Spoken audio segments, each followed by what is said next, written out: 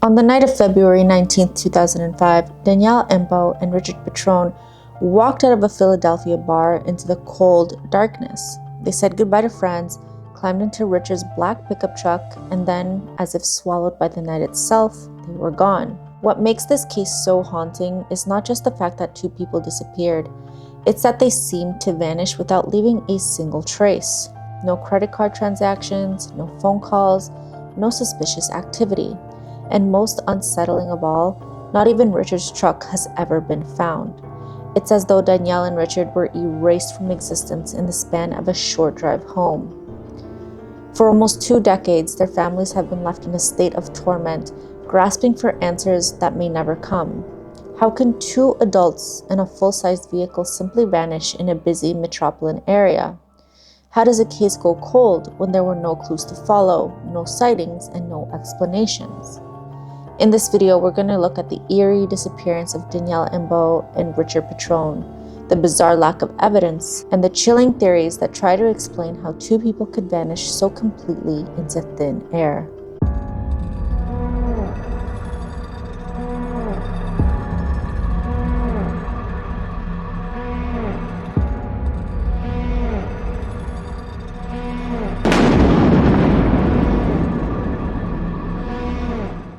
Hi everyone, and welcome back to Heebie-Jeebies TV. My name is Ashley, and this is where true crime meets the other side.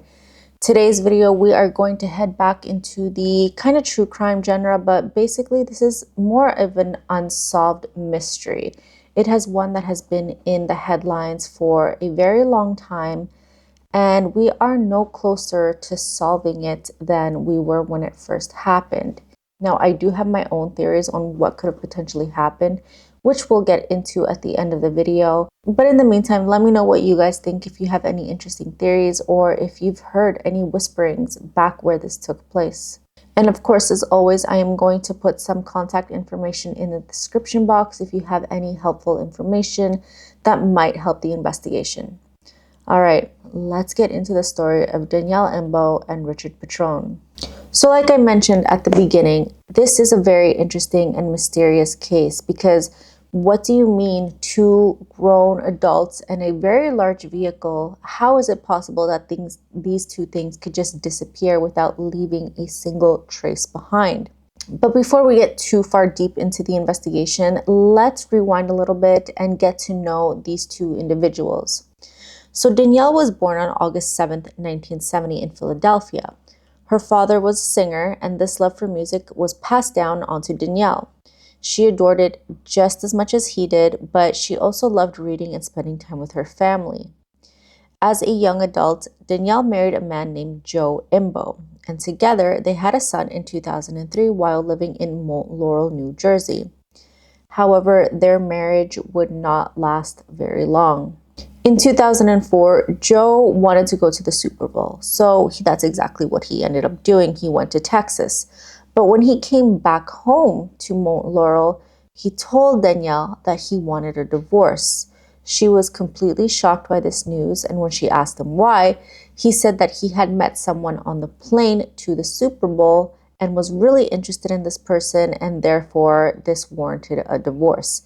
Completely insane. But as any woman would react in this situation, she was completely shocked, she was devastated, but she agreed. Now, as you can imagine, this divorce was anything but amicable. There was a lot of tension in the relationship, and the divorce was taking its toll on Danielle. It was not easy, it came out of nowhere, and it was now affecting her health. But as she was struggling to make it through this dark time in her life, Richard came into the picture, except this wasn't the first time that Richard had been part of Danielle's life. So you see, Richard and Danielle had actually known each other for a majority of their lives. They had grown up in the same area, on the same street as children. And Danielle was even very good friends with Richard's sister. But unfortunately, over the years as they grew up, Danielle and Richard had lost touch. But what about Richard? Who was he? Well, Richard Petrone was 35 years old at the time and also a parent. He was a single dad to his teenage daughter, Angela. And just like Danielle, he had also grown up with music being a huge part of his life. He was born on August 29th, 1969, also in Philadelphia, and to those around him, they described him as being a stand-up guy. He was hardworking, family-oriented, laid back, and worked at his family business, a bakery called Viking Pastries. He wasn't the kind of guy that would just have enemies coming after him. So when these two old friends reconnected, sparks flew immediately and they quickly began dating. Although Danielle would sometimes go back and forth on the idea as to whether or not she wanted to get into another relationship so quickly, Richard was completely smitten with her. According to his daughter Angela, she had never seen him be so happy. To her, it was very obvious that her father truly loved Danielle. But even though these two were extremely attracted to one another, they saw a lot of potential in the relationship, it maintained more of a situationship sort of label. They were on and off quite often, trying to figure out how to navigate the entire thing. Then in 2005, Danielle's ex-husband Joe tried to re-enter the picture. He told Danielle that his previous relationship, the woman that he had basically left her for, didn't work out, and he wanted to give their marriage another try.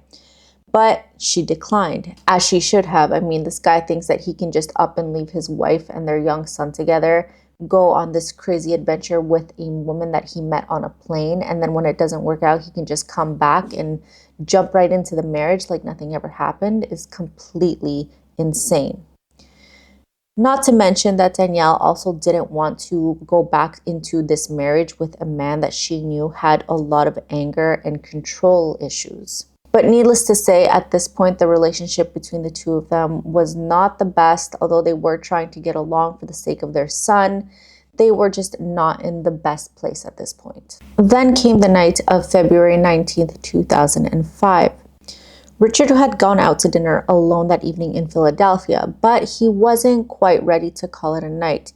He really wanted to go see this live band at a bar nearby, but he didn't want to go alone.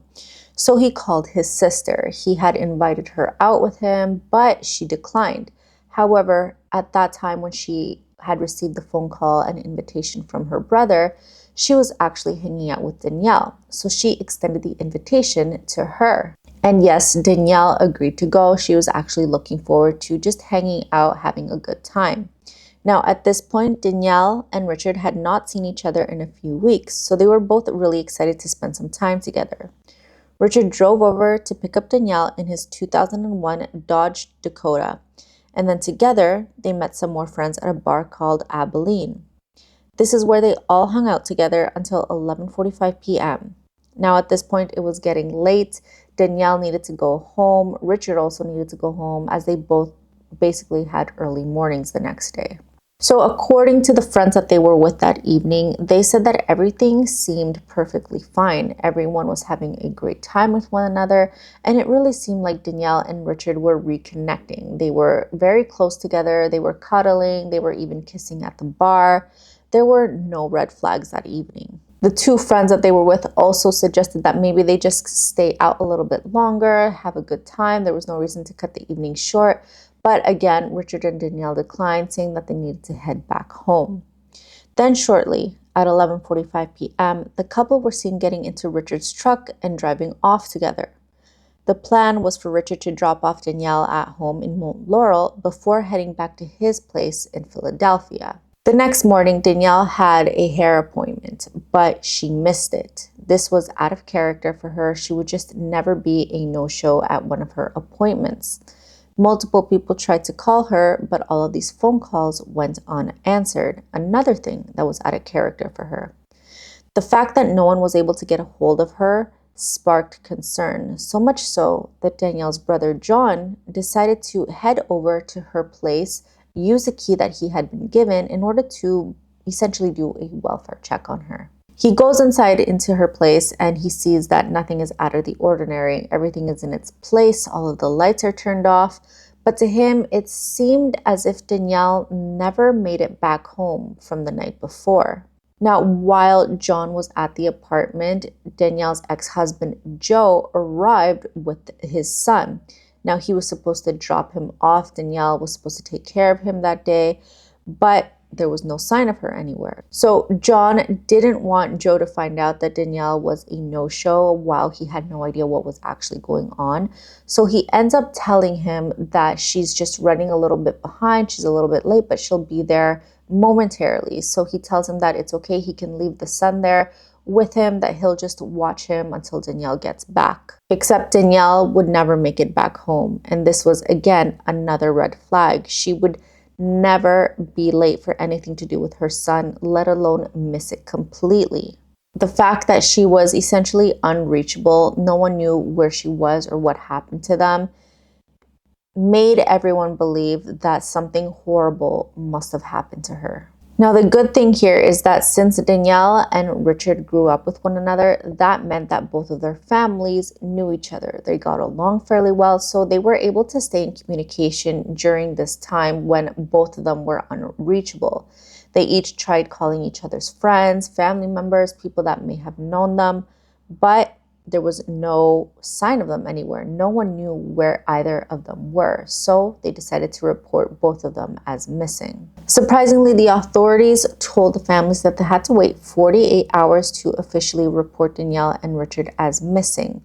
And the explanation that was given to them is that these were two consenting adults and that perhaps this was intentional. Maybe they wanted to get away for a little bit, but their families knew better. This was just not normal.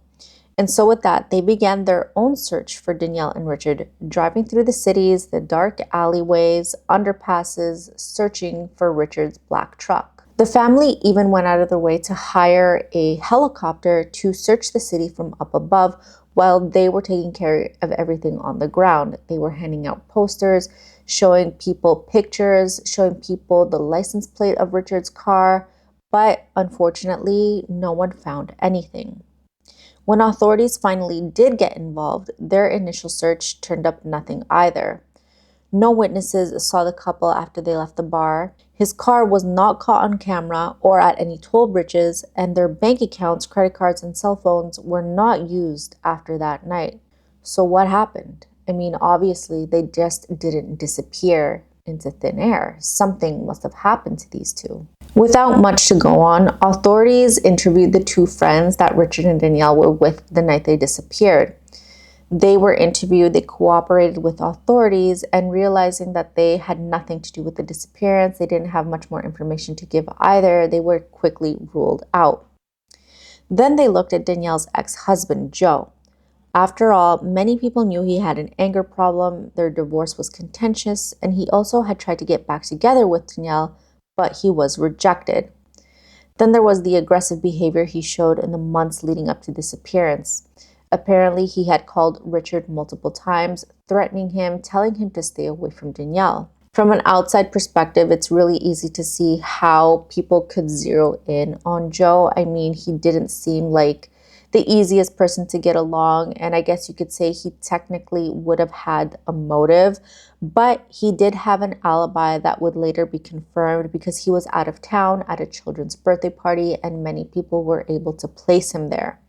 He also did take a lie detector test, but the results came back as inconclusive. After that, essentially, the authorities ran out of leads and the case went cold fairly quickly. They had no idea what happened to Danielle or Richard, and if this was a result of foul play. They had zero clue who would want to do something like this to them. A tip would come forward later from a waitress, and she reported a broken gate near the Delaware River, suggesting that someone may have driven through the gate and into the water.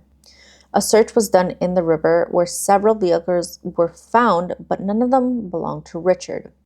However, this did open the conversation and the possibility that maybe they accidentally crashed into a body of water, possibly even the Delaware River, but in a different area. Again, it's possible, but at this point, authorities had said that they were considering foul play to be a much more realistic possibility, except again, they had no clue who.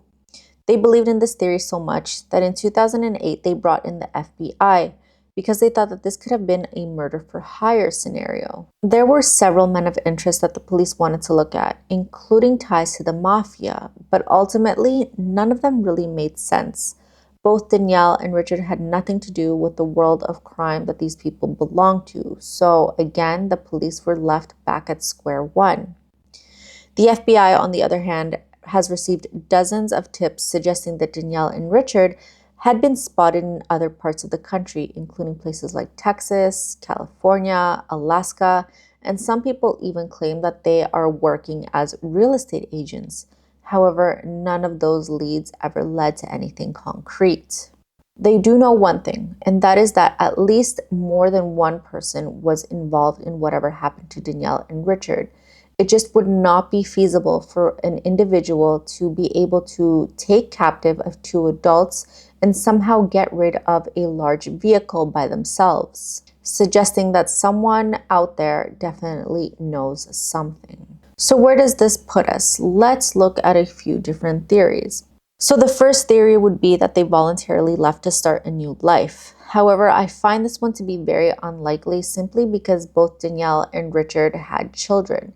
Danielle had a young son, Richard had a teenage daughter, and obviously they both loved their children just as any other parent would, right? So it's very unlikely, and everyone around them also said this, it would have been very unlikely and out of character for them to just get up and leave and abandon their children to start a new life together. The second theory is that this was a targeted abduction, but who? Who would want to do this to them? However, the fact that there has been no evidence left behind does suggest that maybe this was a professional who was hired to take them out, someone that knew exactly how to make people disappear without leaving any sort of evidence behind. The next theory is that this could have possibly been a robbery gone wrong. However, it doesn't feel as strong. The main reason is because if this was a robbery gone wrong, then where is the car? The fact that their vehicle was not spotted at tolls either suggests that it possibly didn't leave the state and that it would have likely been found at this point. However, we have no idea where their car is. Lastly is the possibility that this was a tragic accident.